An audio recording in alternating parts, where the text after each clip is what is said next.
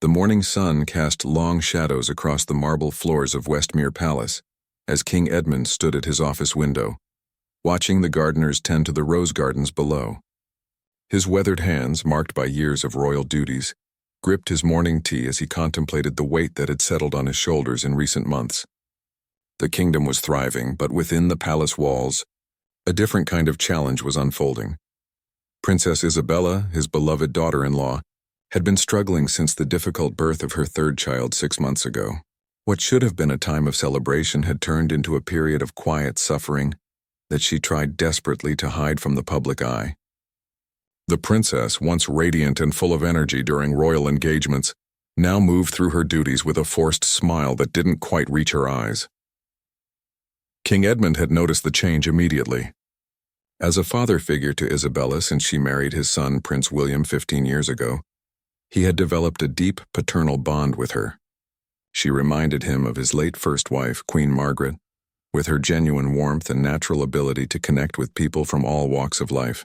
When Isabella struggled, Edmund felt it in his bones. Queen Consort Victoria, his second wife of 12 years, had also observed the shift in palace dynamics. She watched as her husband's attention increasingly focused on supporting Isabella through her difficult time.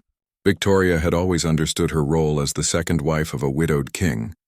She brought stability and companionship to Edmund's later years, but she also knew that some bonds ran deeper than others.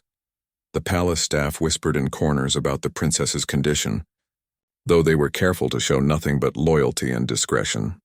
Mrs. Patterson, the head housekeeper who had served the royal family for 30 years, made sure Isabella's favorite tea was always available, and that her private quarters remained a sanctuary.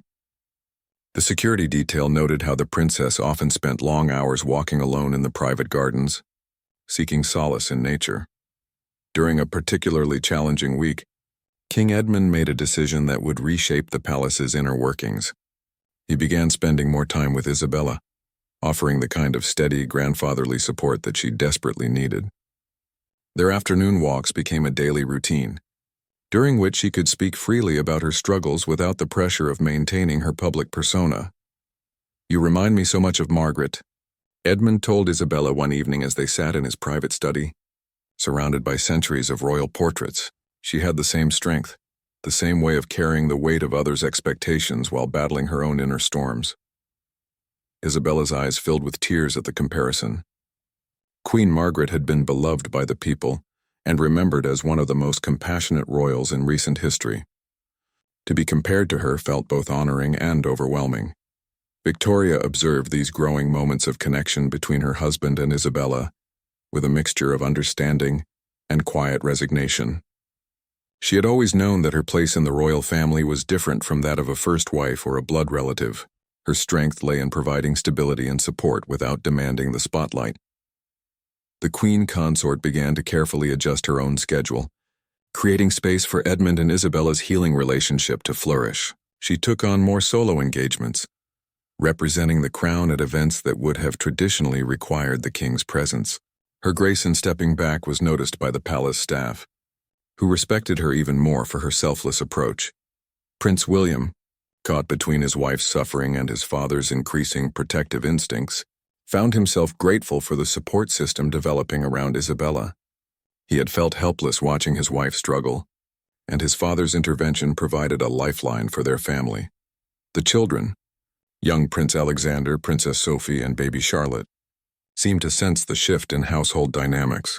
They gravitated toward their grandfather's reassuring presence, finding comfort in his steady nature during a time when their mother was fighting invisible battles. As autumn approached, the palace settled into new rhythms. Edmund's morning routine now included checking on Isabella before his official duties began. Victoria gracefully managed her own schedule while ensuring the household ran smoothly. The staff adapted to accommodate the king's new priorities, understanding that their first loyalty was to the well-being of the royal family. The kingdom's subjects remained largely unaware of the personal struggles within the palace walls. Official photographs still showed the royal family united and strong, though those who looked closely might have noticed the extra warmth in King Edmund's eyes when he looked at Isabella, and the gentle way Victoria seemed to fade into the background during family moments. In the quiet corners of Westmere Palace, A story of love, sacrifice, and family bonds was unfolding. It was a tale that spoke to the human elements that exist even within the most formal institutions, where duty and personal care must find a delicate balance. The evening news reported on the king's successful trade negotiations and the queen consort's charity work, but they missed the real story happening behind closed doors. A grandfather figure was stepping up to support a struggling daughter-in-law, while a stepmother gracefully created space for healing to occur. As the first chapter of this emotional period drew to a close, the foundation was being laid for a transformation that would touch every corner of the royal household. The crisp October air carried the scent of burning leaves across the palace grounds as King Edmund and Princess Isabella walked their familiar path through the private gardens. 3 weeks had passed since their daily routine began, and the subtle changes in Isabella's demeanor were becoming apparent to those who knew her well. Her steps were steadier, her shoulders less burdened, though the journey toward healing remained long and uncertain. "Tell me about the children's schooling," Edmund said gently, knowing that focusing on her role as a mother often brought Isabella the most genuine smiles. "Alexander mentioned he's working on a history project about medieval kings." Isabella's face brightened slightly as she spoke about her eldest son's enthusiasm for learning about his heritage. These conversations with her father-in-law had become a lifeline, offering her a space where she didn't need to perform or pretend. Edmund listened with the patience of someone who understood that healing couldn't be rushed. Meanwhile, Queen Consort Victoria was quietly revolutionizing her own role within the palace structure. She had taken over several of Edmund's traditional duties, including the monthly meetings with regional governors and the oversight of various royal charities. Her approach was methodical and graceful, never drawing attention to the fact that she was essentially covering for her husband's shifted priorities. The palace staff marveled at Victoria's seamless handling of increased responsibilities. She arrived at her office earlier each morning, stayed later in the evenings, and managed to maintain her warm relationships with everyone, from senior advisors to kitchen staff. Her secretary, Margaret Thornberry, often worked overtime to accommodate the Queen Consort's expanded schedule. "Her Majesty is remarkable," Mrs. Patterson confided to the head gardener during their weekly planning meeting. "She's taken on twice her usual workload without a single complaint, and she still makes time to ask about everyone's families." Victoria's grace under pressure was most evident during the state dinner for the visiting ambassador from Northland. Traditionally, such events would feature both the king and queen consort as hosts, but Edmund's attention was divided. Victoria smoothly managed the entire evening, engaging diplomatic guests with her natural charm while ensuring the political objectives were met.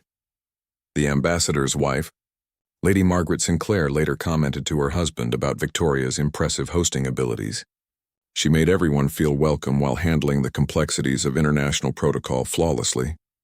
The king is fortunate to have such a capable partner. As Victoria's public profile subtly grew, Isabella began to show signs of emerging from her darkest period.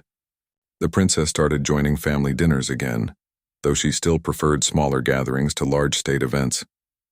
Her children noticed the change, with young Princess Sophie commenting to her nanny that Mama smiles more when Grandpapa is around. Prince William observed the transformation in his family dynamics with mixed emotions. He was grateful for his father's support and his stepmother's grace, but he also felt somewhat displaced in his own household. The realization that he hadn't been able to provide the support Isabella needed was both humbling and concerning. During a private conversation with Victoria in her sitting room, William expressed his gratitude and confusion. "I don't understand why Father's presence helps her in ways that mine doesn't," he admitted, settling into the floral armchair across from her writing desk. Victoria set down her correspondence and looked at him with maternal understanding. "Sometimes we're too close to see clearly," she explained. "You carry the weight of being her husband, her partner in this royal life. Your father offers something different. The wisdom of someone who has survived similar challenges, and the love of a parent figure without the complexity of marriage." Her insight helped William understand that his father's role didn't diminish his own importance in Isabella's life. Instead, it provided a different type of support that complemented their marriage rather than competing with it. The subtle shift in palace dynamics became more apparent during the weekly family breakfast meetings. Edmund now positioned himself closer to Isabella, ensuring she felt supported during discussions about upcoming engagements and royal duties. Victoria gracefully took the seat that allowed her to observe and support without demanding attention. Isabella's doctors, Dr. Richardson and Dr. Hamilton, noted the positive changes in their patient during her monthly checkups. The princess was sleeping better, eating more regularly, and showing increased interest in activities that had previously felt overwhelming. They credited the strong family support system, particularly noting the calming influence of King Edmund's presence.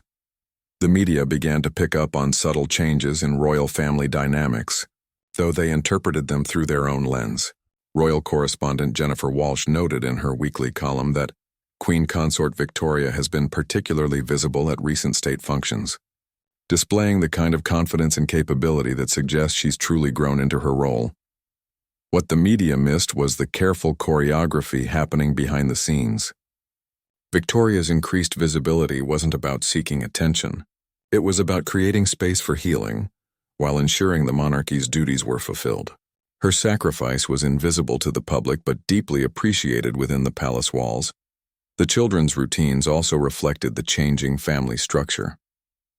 Baby Charlotte seemed to settle more easily when grandfather Edmund was nearby during feeding times. Prince Alexander sought out his step-grandmother Victoria for help with his homework, appreciating her patient teaching style. Princess Sophie enjoyed the extra attention from both grandparents, who tag-teamed story time and play sessions. As November approached, the foundation for a new family equilibrium was solidifying.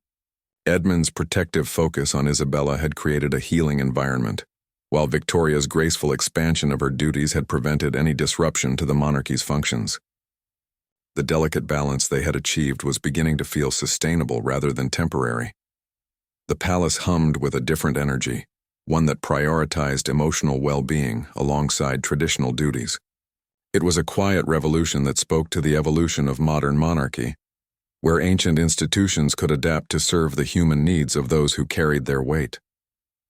The first snowfall of winter dusted the palace grounds as tensions began to simmer beneath the surface of the royal household's carefully maintained harmony. While Isabella continued to heal under King Edmund's protective care, and Victoria gracefully managed her expanded responsibilities, not everyone within the palace walls was comfortable with the shifting dynamics. Lord Chancellor Harrison, a traditionalist who had served the crown for 25 years, expressed concerns during his weekly meeting with King Edmund. "Your Majesty, while I deeply respect your care for Princess Isabella, some of the senior courtiers are questioning the informality of recent arrangements," he said, choosing his words carefully. Edmund's eyes hardened at the implied criticism. His protective instincts toward Isabella had grown stronger over the past 2 months, and any suggestion that his support was inappropriate triggered a defensive response that surprised even him.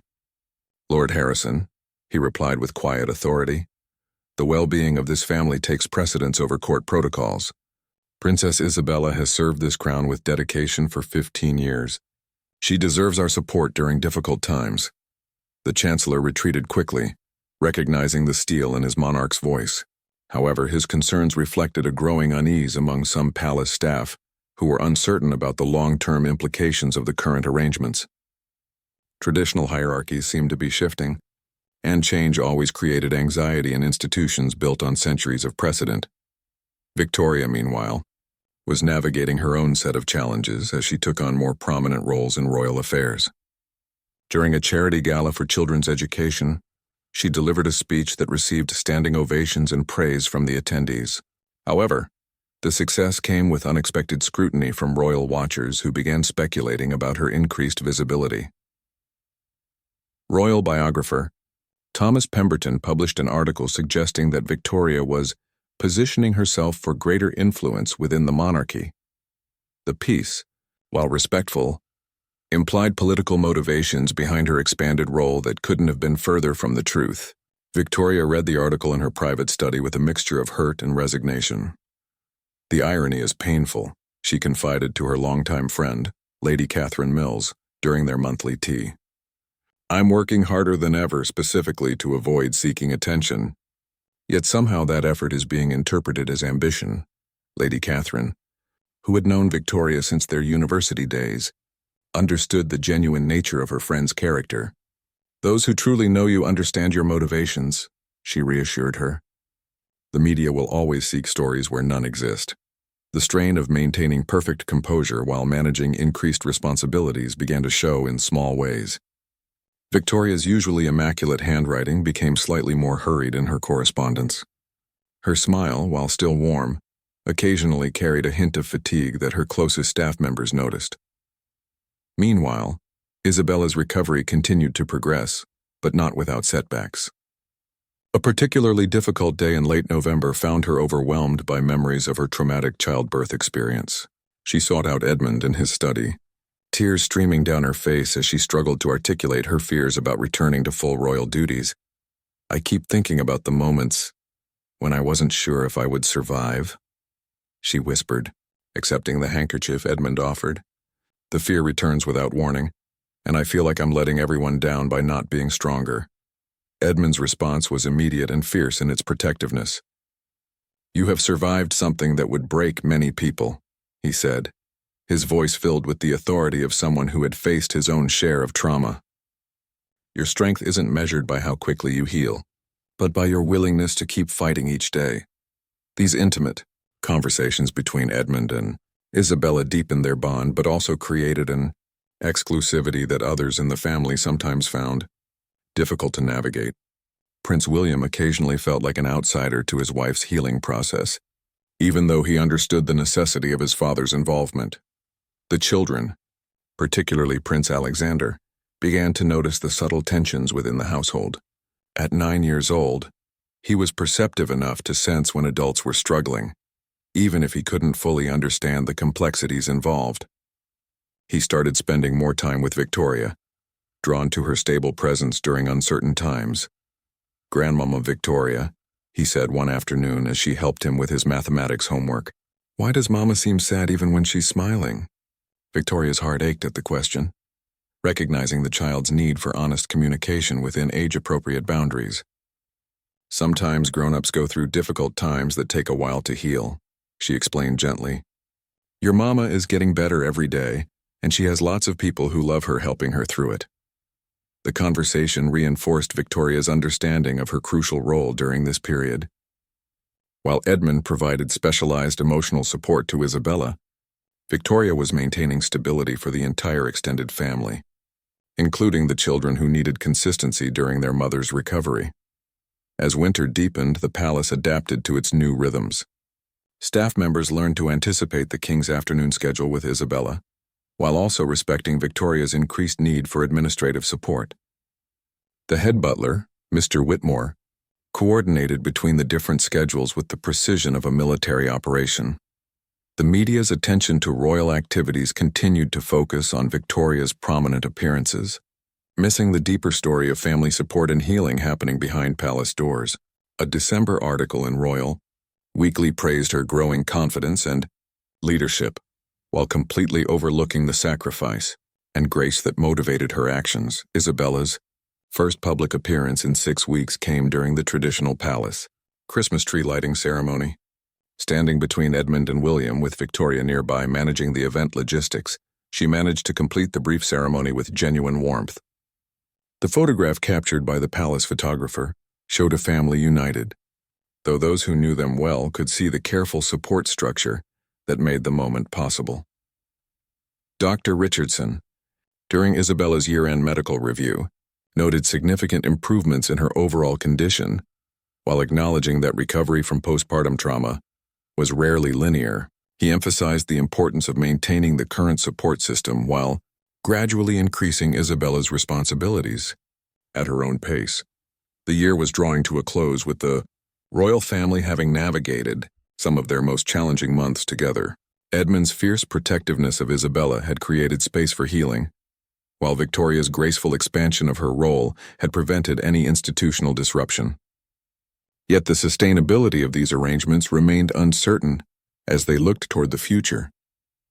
The new year brought unexpected challenges that would test the delicate balance the royal family had achieved over the past months. A political crisis in the neighboring kingdom of Eastmore required immediate diplomatic attention, demanding King Edmund's focus at precisely the time when Isabella needed his support most. Prime Minister Roberts, arrived at the palace on a cold January morning with urgent intelligence reports that required the king's immediate involvement in international negotiations. The situation threatened regional stability and couldn't be delegated, even as Edmund struggled with the timing of this crisis. "Your Majesty, the ambassador from Eastmoor is requesting your personal intervention," Roberts explained during their emergency meeting. "The trade agreements that ensure our economic stability hang in the balance. We need your diplomatic experience to navigate these waters." Edmund felt the familiar weight of duty pressing against his personal commitments. He glanced toward the windows overlooking the gardens where he and Isabella took their daily walks, knowing that his absence would create a void in her support system at a crucial time. Isabella, sensing the shift in palace energy even before Edmund explained the situation, experienced her first major setback in weeks. The prospect of losing her daily conversations with her father-in-law triggered anxiety that she hadn't felt since her darkest days in autumn. Her hands trembled as she attempted to write thank-you notes for Christmas gifts, a task that should have been simple, but felt overwhelming without her usual emotional anchor. Victoria observed the crisis unfolding from multiple angles. She saw Edmund's torn loyalties, Isabella's renewed vulnerability, and the palace staff's uncertainty about how to manage competing priorities. In a moment that would define her character, she made a decision that surprised everyone, including herself. "I'll go to Eastmoor," she announced during the emergency family meeting that evening. "My diplomatic background from my university days and my experience with trade delegations makes me qualified to handle the initial negotiations." The room fell silent. While Victoria had indeed studied international relations before her marriage and had successfully managed several trade discussions, this level of diplomatic responsibility was unprecedented for a queen consort. Edmund's first instinct was protective. "Victoria, the risks are significant. This isn't a ceremonial visit. It's a complex political situation with economic implications for both kingdoms." But Victoria's suggestion sparked something unexpected in Isabella. For the first time in months, she felt a surge of strength that wasn't dependent on external support. "She should go," Isabella said quietly, surprising everyone in the room. "Victoria has the skills, and I need to learn to stand on my own again." The decision revealed the growth that had been happening beneath the surface.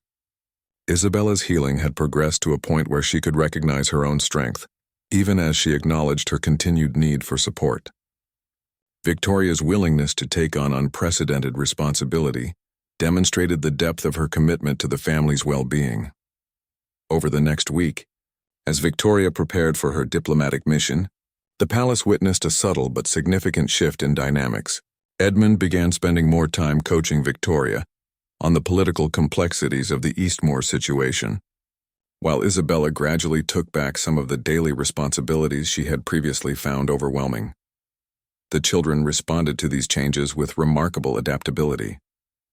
Prince Alexander proudly told his tutor about his diplomat grandmother, who was going to help solve important problems. Princess Sophie drew pictures of Victoria in an airplane, carrying a briefcase full of important papers. Even baby Charlotte seemed to sense the positive energy surrounding the upcoming mission.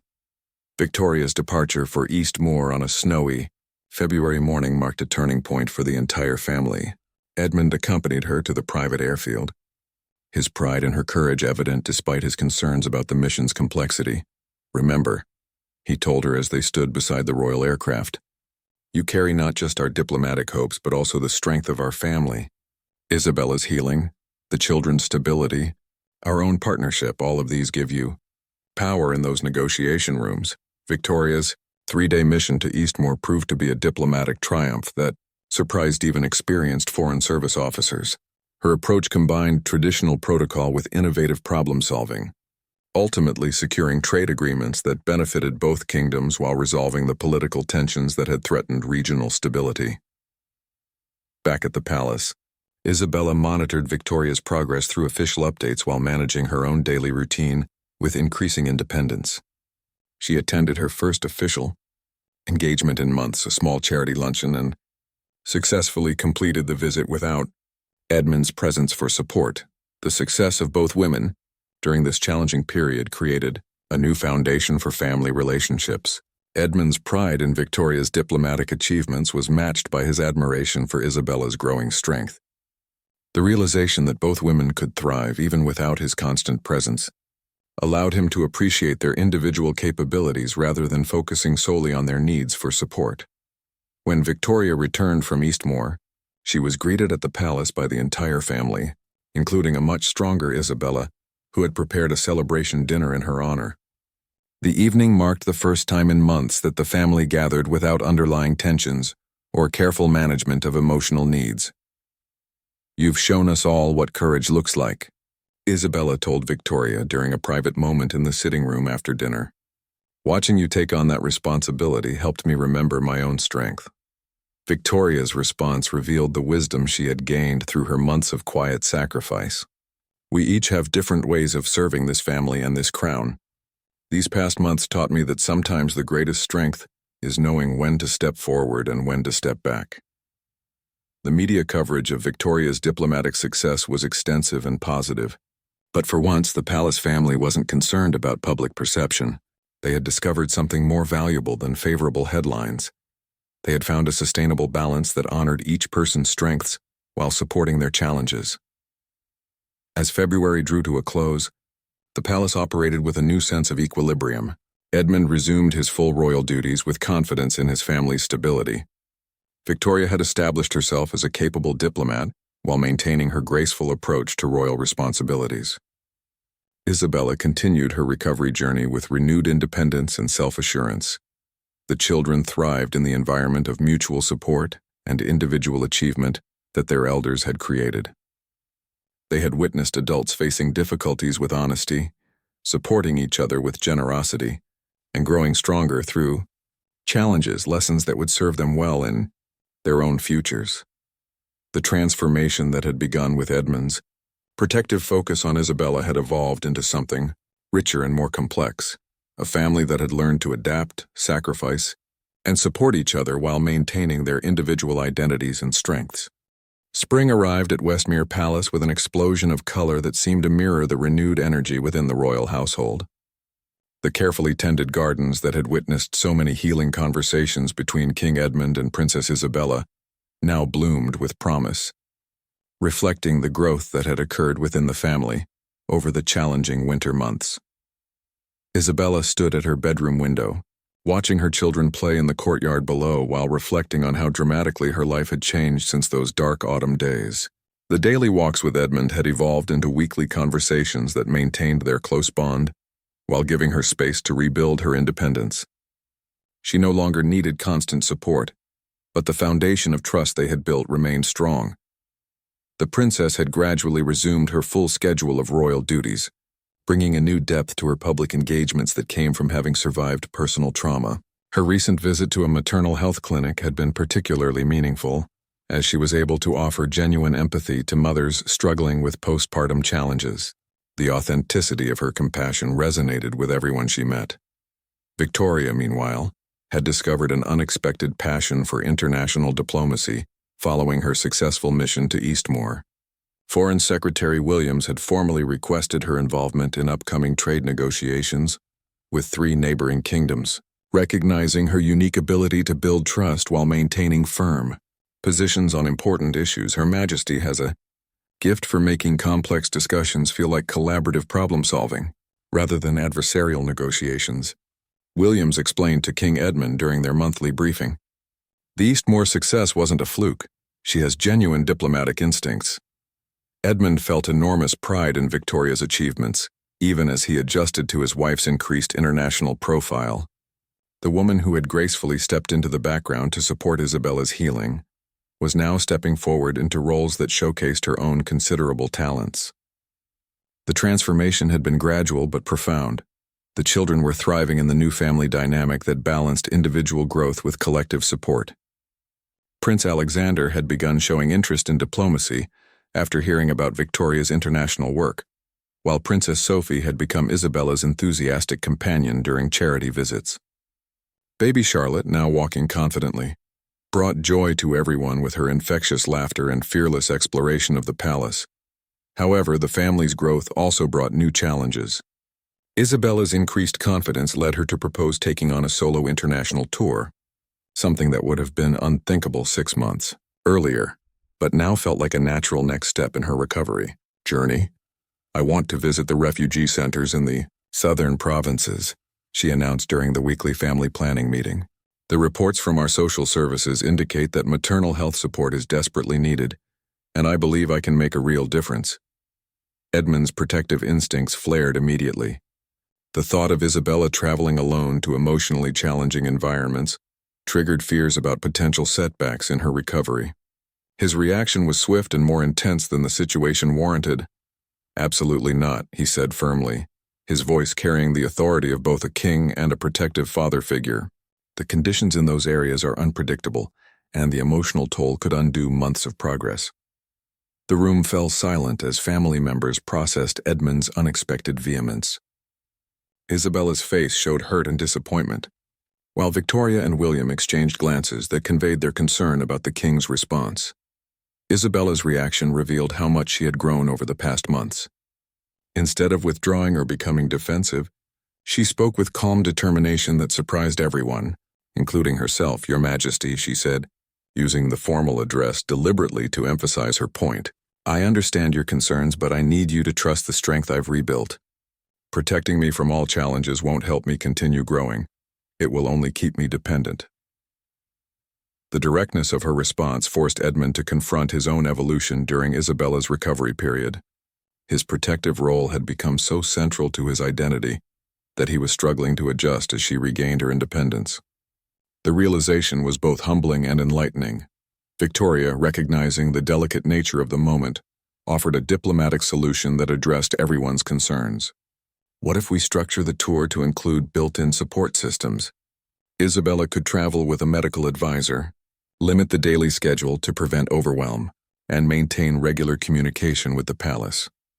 Her suggestion allowed Edmund to support Isabella's growth while maintaining reasonable precautions, and it gave Isabella the independence she craved within a framework that acknowledged her ongoing recovery process. Prince William, who had been quietly observing the family dynamics, finally spoke up with insights that surprised everyone.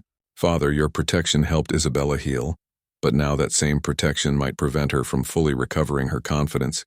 She needs to test her strength in real situations." The wisdom in William's words, delivered with respect but firm conviction, helped Edmund recognize that his role needed to continue evolving as Isabella's needs changed. The king, who had initially stepped forward to provide support, now needed to learn when to step back and trust in the strength he had helped rebuild. Over the following weeks, the family worked together to plan Isabella's tour with careful attention to both her aspirations and her well-being. Victoria contributed her diplomatic experience to help structure the visits for maximum impact with minimal stress.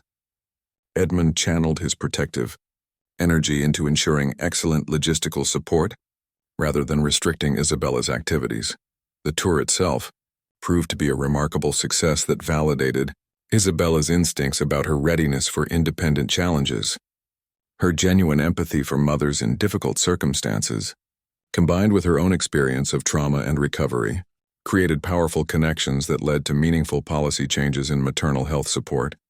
Edmund watched news coverage of Isabella's tour with a mixture of pride and wonder. The woman he had supported through her darkest months was now using her experience to help others, demonstrating a strength that was both individual and connected to the support system that had helped her heal.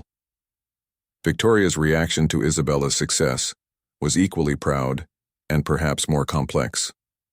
Seeing the princess flourish independently validated the difficult decision Victoria had made months earlier to step back and create space for healing. Her sacrifice had contributed to a recovery that now inspired others. The palace staff noticed the shift in family dynamics with approval and relief. The careful management that had been necessary during Isabella's difficult period was giving way to a more natural flow of relationships based on mutual respect and individual strength rather than protection and dependency. As spring moved toward summer, the royal family had achieved something remarkable. They had navigated a crisis that could have broken their unity, instead emerging stronger and more connected than before. Edmund's protective love had provided the foundation for healing, Victoria's graceful sacrifice had maintained stability, and Isabella's courage had transformed suffering into strength that could serve others. The lessons learned during those challenging months would continue to influence how they approached future difficulties, both as individuals and as a family, bound together by more than duty or tradition. The summer months brought a sense of completion to the transformation that had begun nearly a year earlier, with Isabella's struggles and Edmund's protective response. The royal family had settled into patterns that honored both individual growth and collective support, creating a model of modern monarchy that balanced personal well-being with public duty. Isabella's successful solo tour had marked a turning point, not just in her recovery, but in how the entire family understood their roles and relationships. She now approached her royal duties with a confidence that was deeper and more authentic than before her difficulties began. Her experiences with trauma and healing had given her a unique ability to connect with people facing their own challenges. The princess's weekly visits to the palace's crisis support center had become legendary among the staff. Mothers, veterans, and individuals struggling with various forms of trauma found in Isabella someone who truly understood their journeys. Her presence wasn't just ceremonial. She had become a genuine source of hope and practical support. She has a gift for making people feel seen and heard, explained Dr. Sarah Martinez, who directed the support center. Princess Isabella doesn't just visit, she connects. People leave their sessions with her feeling genuinely understood and less alone in their struggles. King Edmund had gradually learned to channel his protective instincts into more appropriate forms of support. Instead of hovering over Isabella's activities, he had become her strongest advocate within palace walls, ensuring she had the resources and flexibility needed to pursue her meaningful work. Their relationship had evolved from protector-protected to mutual advisors who deeply respected each other's wisdom. During their now weekly garden walks, their conversations had shifted from managing Isabella's immediate needs to discussing broader questions about the monarchy's role in addressing social challenges. Edmund found himself learning from Isabella's fresh perspectives on how royal influence could be used to create genuine change. "The people don't need us to be perfect," Isabella shared during one of their recent conversations. "They need us to be human enough to understand their struggles and powerful enough to help address them. My experience taught me that vulnerability can be a source of strength, not weakness." Victoria had fully embraced her role as the family's diplomatic expert, with her international responsibilities now formally recognized through her appointment as Special Ambassador for Trade Relations. Her success in this role had exceeded everyone's expectations, including her own. The woman who had once stepped quietly into the background had emerged as a formidable advocate for her kingdom's interests on the international stage. The Foreign Ministry's annual report specifically praised Victoria's innovative approach to diplomatic relations that combines traditional protocol with creative problem-solving. Her work had resulted in 3 major trade agreements and a regional peace initiative that was being studied by diplomatic academies across the continent. Yet, Victoria's greatest satisfaction came not from public recognition but from the knowledge that her expanded role had been born from her willingness to sacrifice for family well-being. The irony wasn't lost on her that by stepping back to create space for others' healing, she had ultimately stepped forward into the most fulfilling work of her life. The children had grown and thrived in the environment of authentic emotional communication that their elders had created.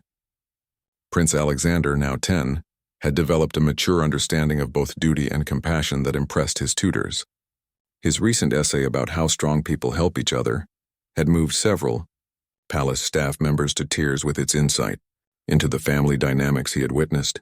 Princess Sophie had become Isabella's frequent companion on charity visits, showing a natural empathy that suggested she might follow in her mother's footsteps as an advocate for vulnerable populations.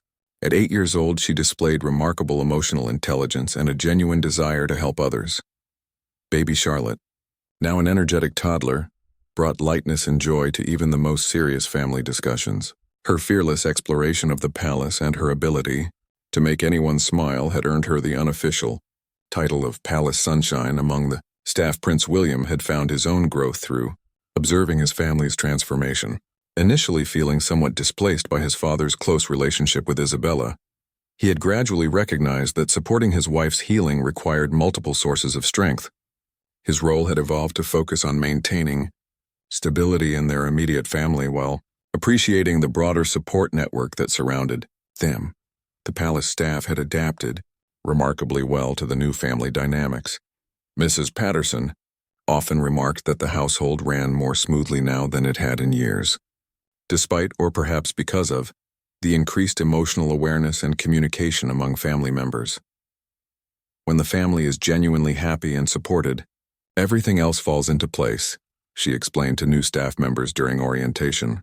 We're not just managing schedules and protocols anymore, we're supporting people who are doing meaningful work because they feel secure enough to take risks.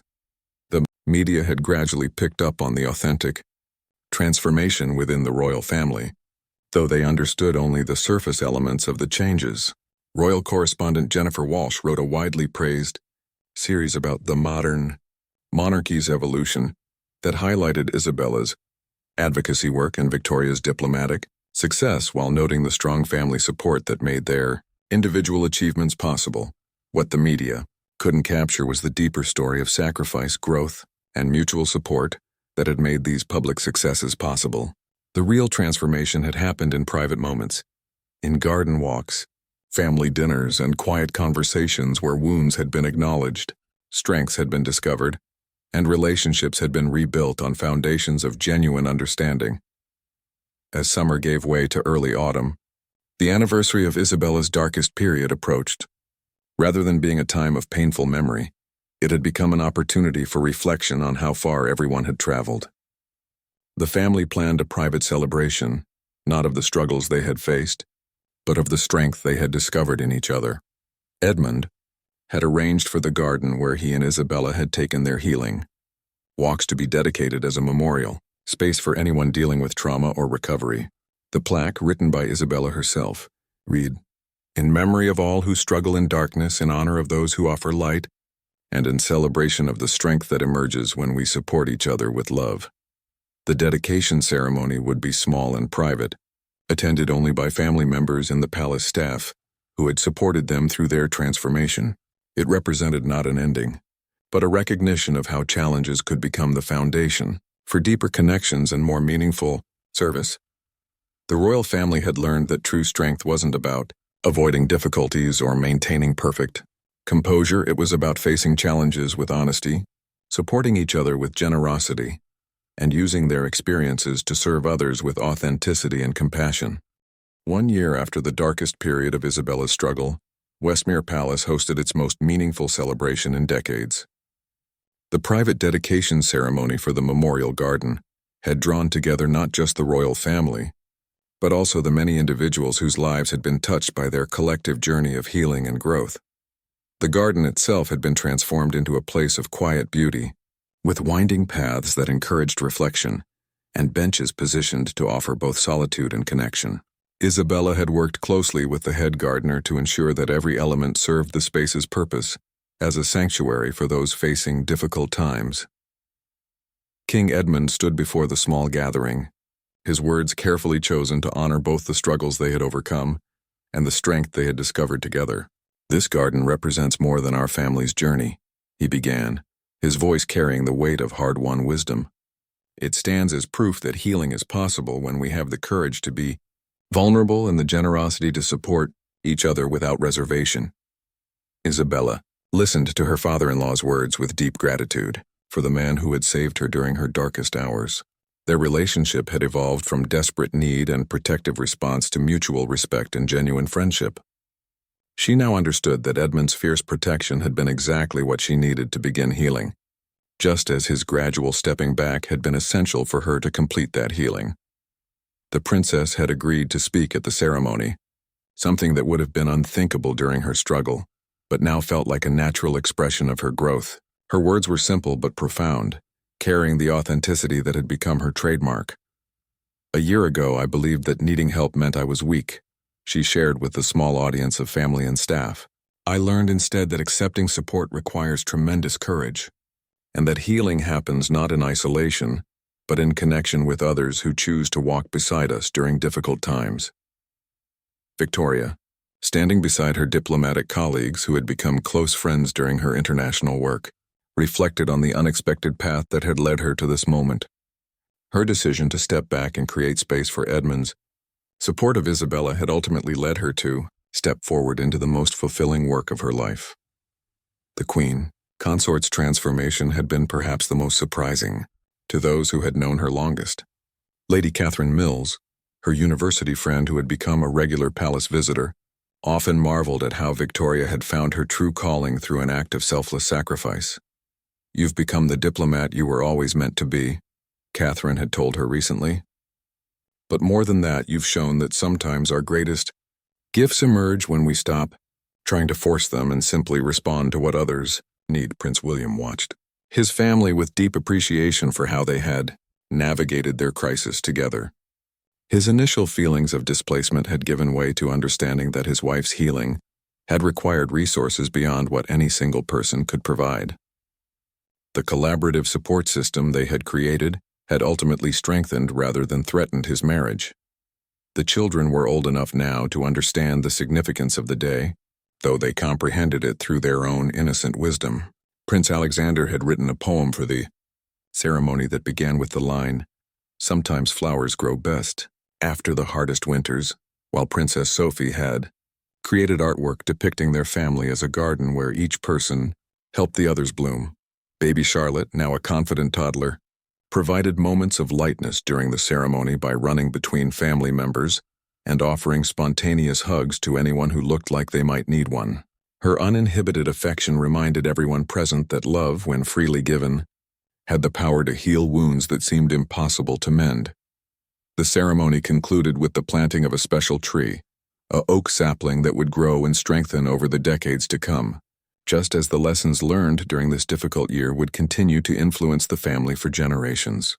Each family member placed a handful of soil around the young tree's roots, symbolizing their commitment to nurturing growth and supporting each other through future challenges.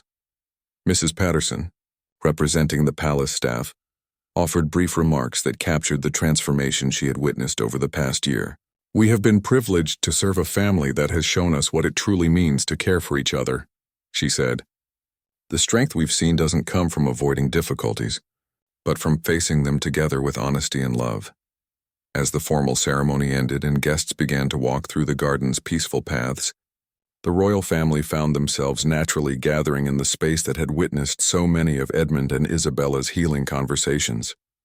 The circle of benches beneath the oak trees where they had worked through Isabella's recovery now hosted a different kind of conversation, one focused on the future rather than healing from the past.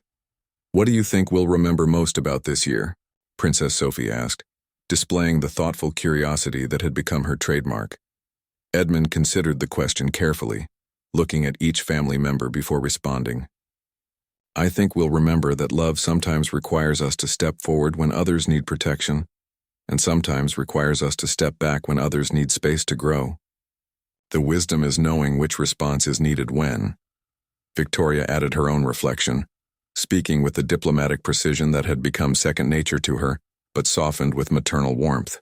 "We'll remember that our individual strengths become more powerful when we use them to support each other, rather than trying to handle everything alone."